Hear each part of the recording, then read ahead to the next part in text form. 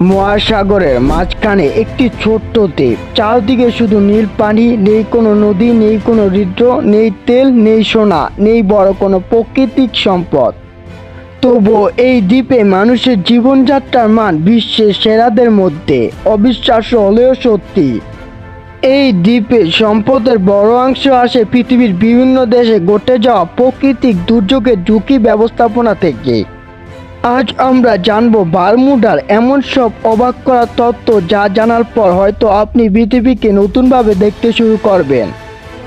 অনেকেই মনে করেন বারমুডা ক্যারিবিয়ান অঞ্চলের একটি দ্বীপ, কিন্তু বাস্তবে এটি উত্তর আটলান্টিক মহাসাগরের মাঝখানে অবস্থিত একটি বিশেষ ওভারসিজ টেরিটরি।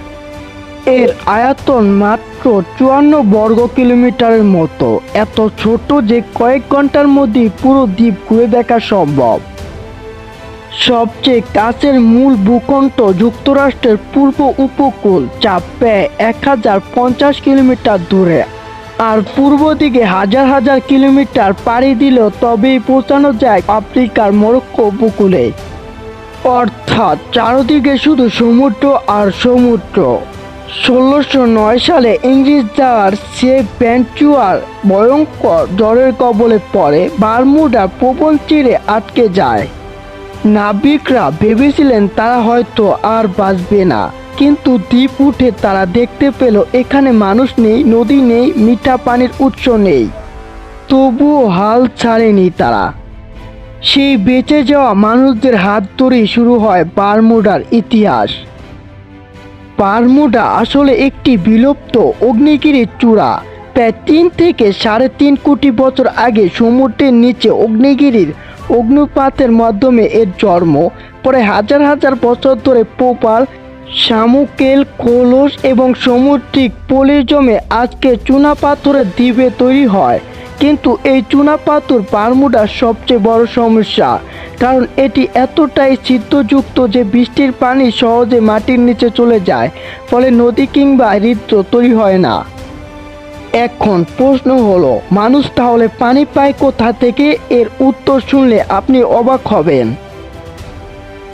বারমুডার প্রায় প্রতিটি বাড়ির সাদা ছাদ আসলে একটি বিশাল পানি সংগ্রহ ব্যবস্থা।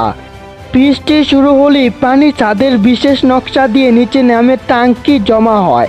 এই পানি পরে রান্না, গোসল এবং দৈনন্দিন কাজে ব্যবহার করা হয়। এমনকি আইন করে প্রতিটি নতুন বাড়ির বড় পানির ট্যাঙ্ক বাধ্যতামূলক করা হয়েছে।